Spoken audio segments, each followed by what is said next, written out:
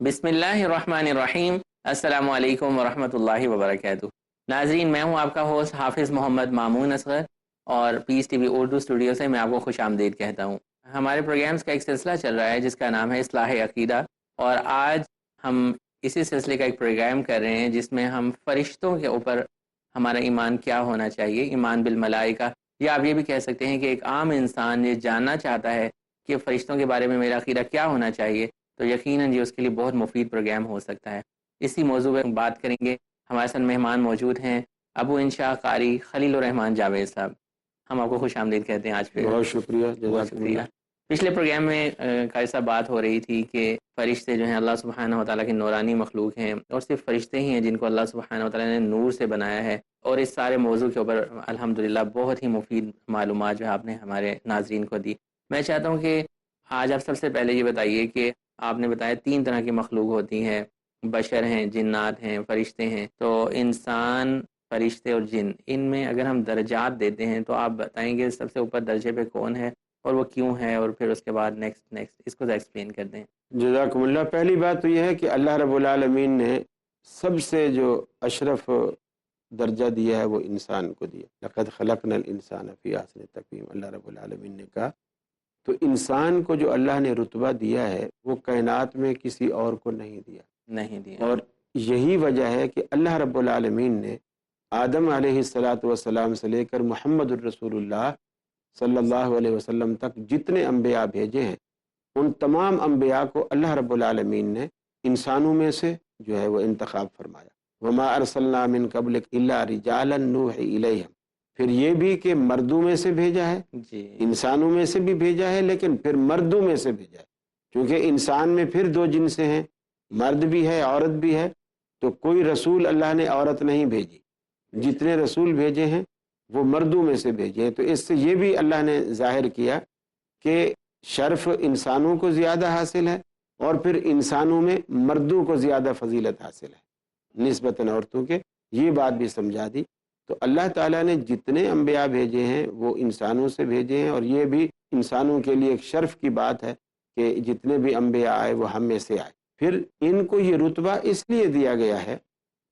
کہ انسانوں کے اندر جو خوبی ہے وہ یہ ہے کہ اللہ نے دونوں مادے رکھ دیے، جنات میں بھی اور انسانوں میں بھی، دونوں میں اللہ نے یہ مادے رکھے ہیں، گناہ بھی کرتے ہیں اور نیکی بھی کرتے ہیں، اور دونوں اختیار ان کو دے دیے۔ گناہ کی خواہش بھی ان میں موجود ہے اور نیکی کی خواہش بھی ان کے اندر موجود ہے۔ اور فرشتے جو ہیں اگرچہ وہ گناہ نہیں کرتے اور صرف نیکی کرتے ہیں، نافرمانی نہیں کرتے، صرف فرما برداری کرتے ہیں،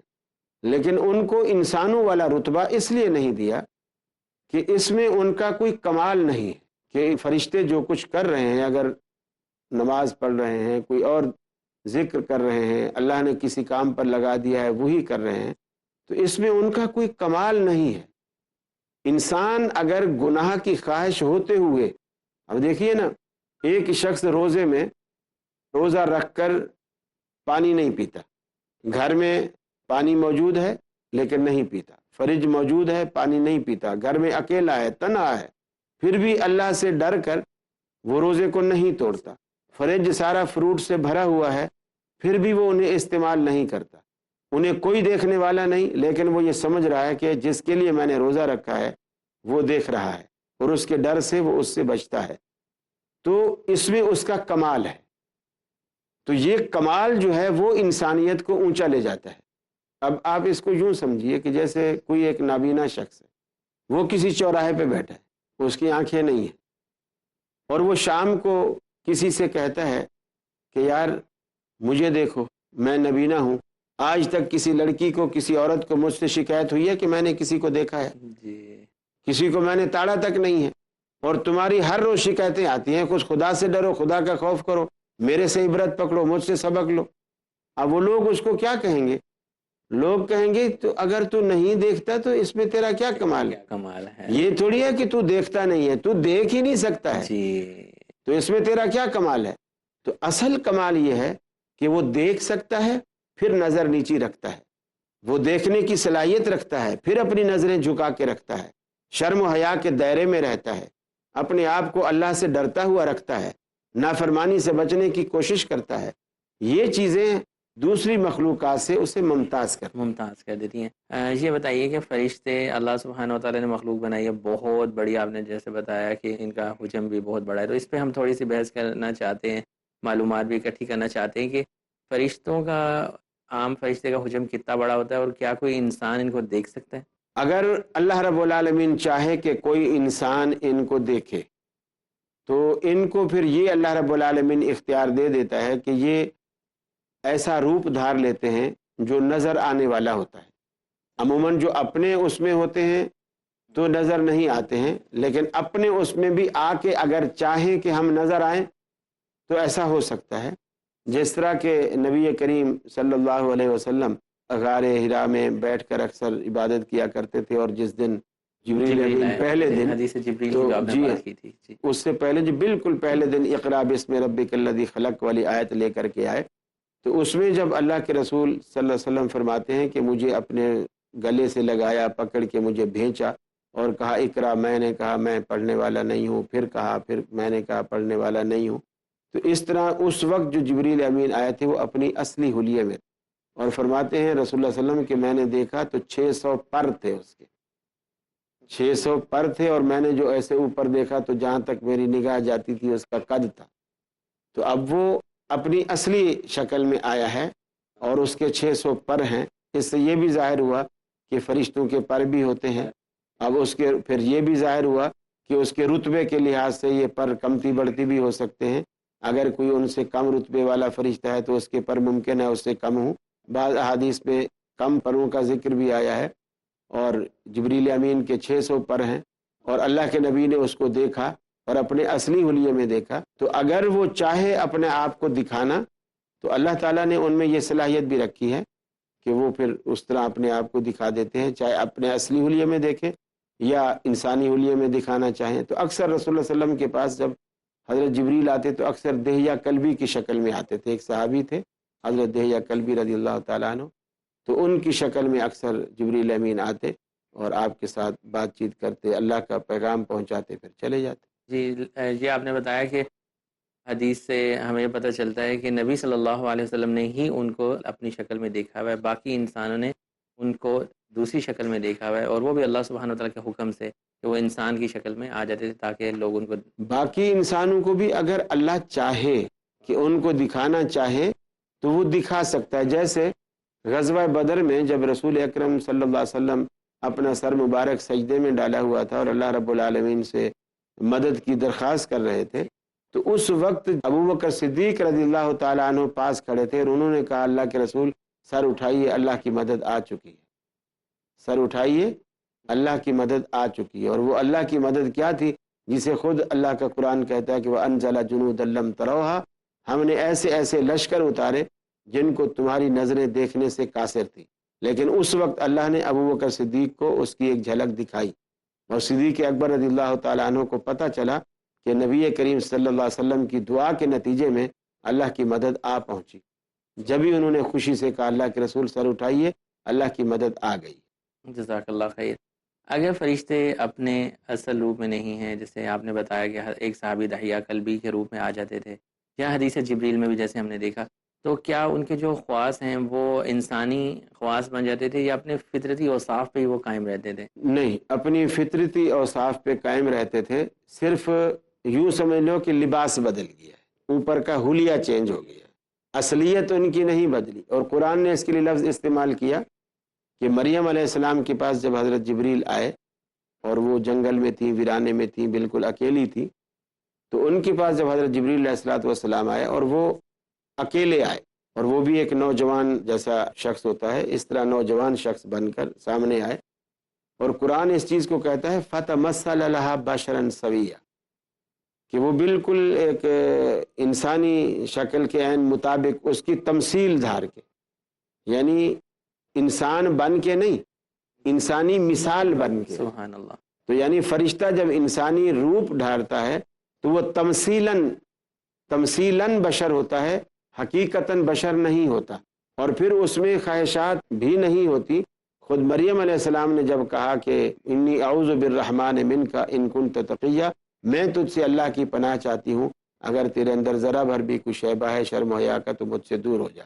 ایک یہ کہ اس کے اندر وہ خواہشات نفس نہیں تھی، اس نے پھر خود وضاحت کی کہ انا رسول ربک لأہب لک غلاما زکیہ، میں تو اللہ کا قاصد ہوں اور تجھے بیٹے کی خوشخبری دینے آیا ہوں۔ سبحان اللہ۔ یہاں پہ ہم گفتگو کا سلسلہ روکیں گے ناظرین، بریک کا وقت ہوا چاہتا ہے، بریک کے بعد ہم اسی موضوع پہ گفتگو آگے لے کے چلیں گے، بہت ہی دلچسپ معلومات ہمیں مل رہی ہے، دیکھتے رہیے گا پیس ٹی وی اردو۔ السلام علیکم ورحمۃ اللہ وبرکاتہ۔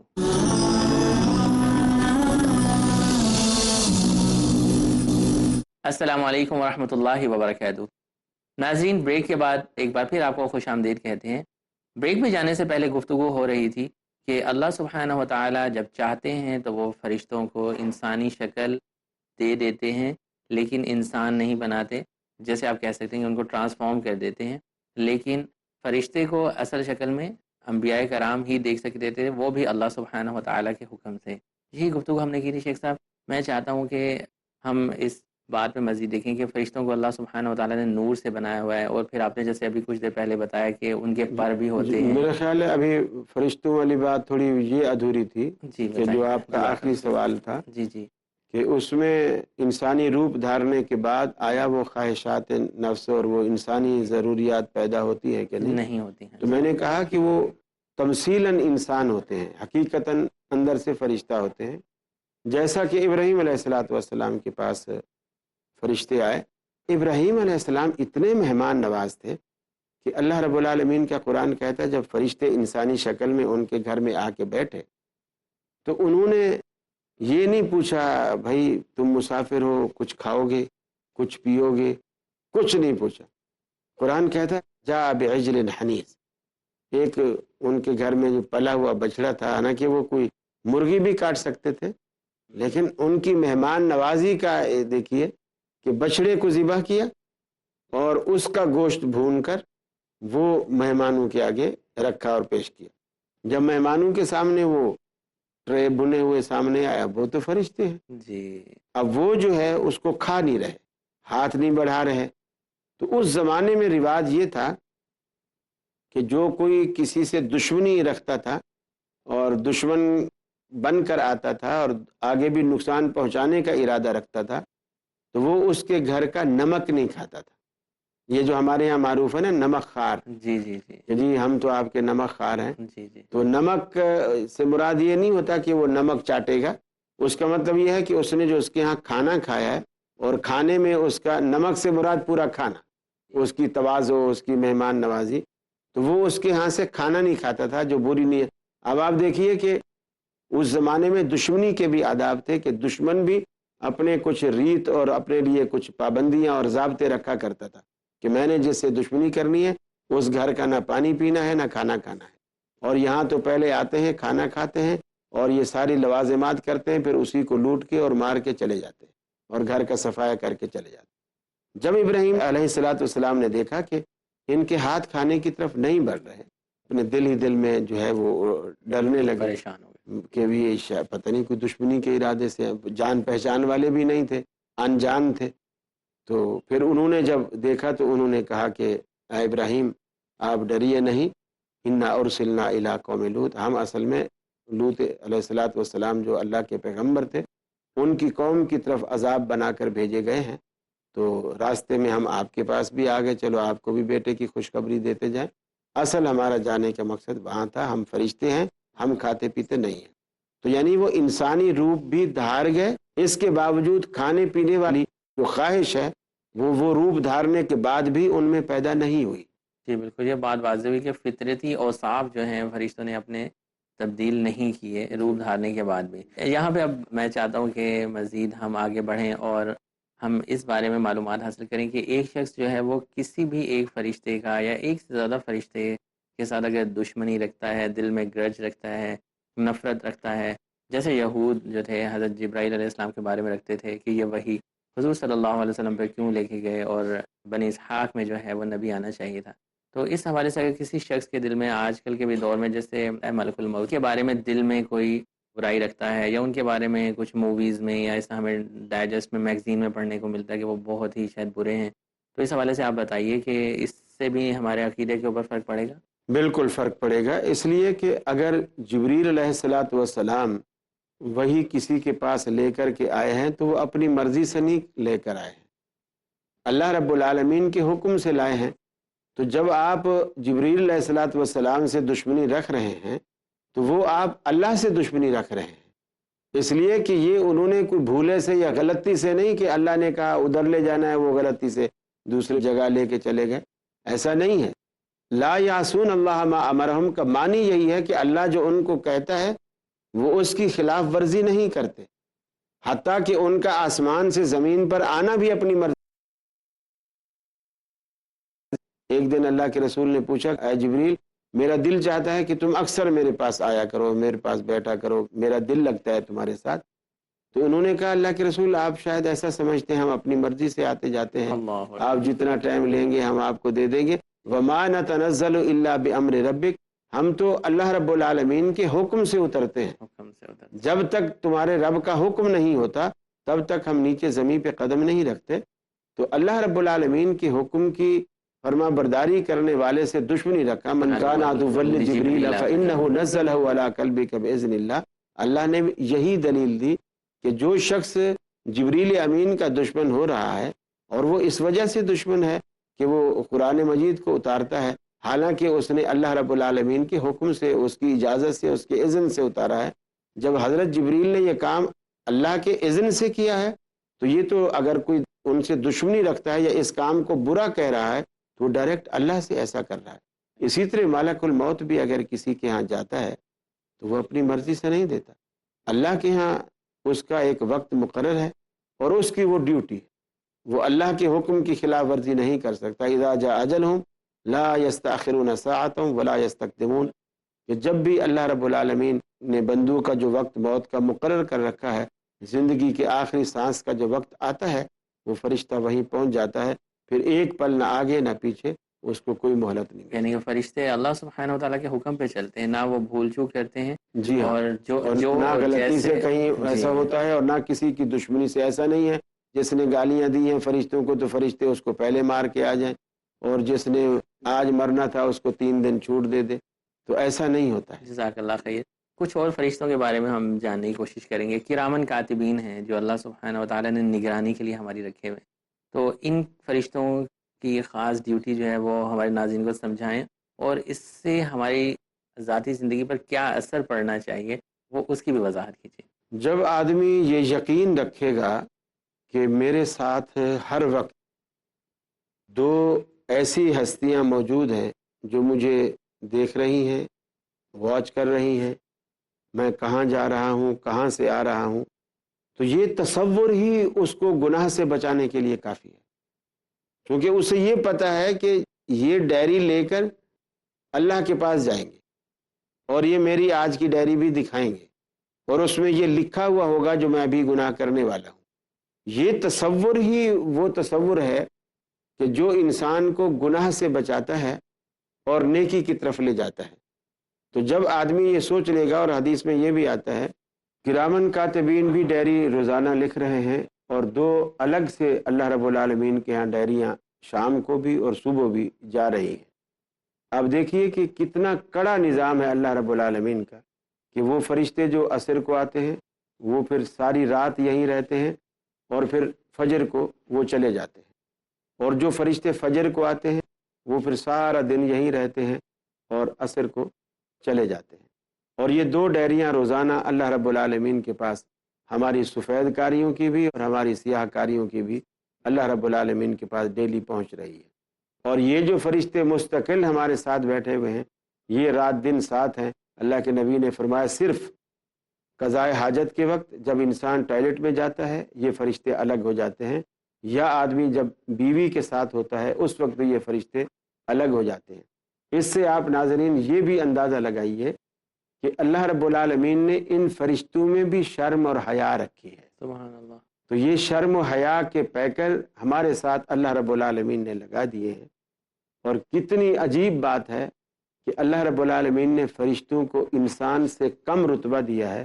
اور وہ اس قدر شرم و حیا رکھتے ہیں، اور انسان جو اشرف المخلوقات ہے اور اتنا بڑا رتبے کا حامل ہے، اس نے شرم کو بھی خیر بات کہہ دیا، حیا کو بھی خیر بات کہہ دیا، اور اس نے پھر اپنی زندگی ایسی کر دی کہ جیسے میں کہوں کہ جسے لوگ کہتے ہیں کہ انسان انسان کو ڈس رہا ہے اور سانپ بیٹھا ہنس رہا ہے۔ آج ہمارا کردار ایسا ہو گیا ہے۔ تو یہ فرشتوں پہ گفتگو کرنے کا یہ بھی ایک مقصد ہے کہ صرف عقیدہ ہی نہیں رکھنا، اپنے اندر وہ اوصاف حمیدہ بھی پیدا کرنے ہیں جو اللہ رب العالمین نے فرشتوں کے اندر رکھے ہیں، تاکہ دیکھیے اللہ نے ہمیں دو مثالیں دی ہیں، ایک وہ جانور ہیں، حیوان ہیں، جو صرف ان کے اندر خواہشات ہے اور وہ بھوک لگتی ہے، ان کو پیاس لگتی ہے، وہ پیتے ہیں، کرتے ہیں بس، اور وہ جانور ہی کہلاتے ہیں۔ اور ایک دوسرے ہیں جو فرشتے ہیں، ان کے اندر اللہ رب العالمین نے خواہشات نہیں رکھی ہیں اور وہ صرف اچھائیاں کرتے ہیں۔ اور ایک انسان ہے جن کے اندر اللہ نے دونوں چیزیں رکھی ہیں، بھلائی کی بھی اور اچھائی کی بھی، اور انسان کو بتایا کہ اگر خواہشات کا گلا دبا دو گے فرشتوں کی طرح تو فرشتہ بن جاؤ گے، فرشتہ صفت انسان کہلاؤ گے، اور اگر خواہشات کو جگاؤ گے اور اوصاف حمیدہ کا گلا دبا دو گے تو پھر جانور کہلاؤ گے۔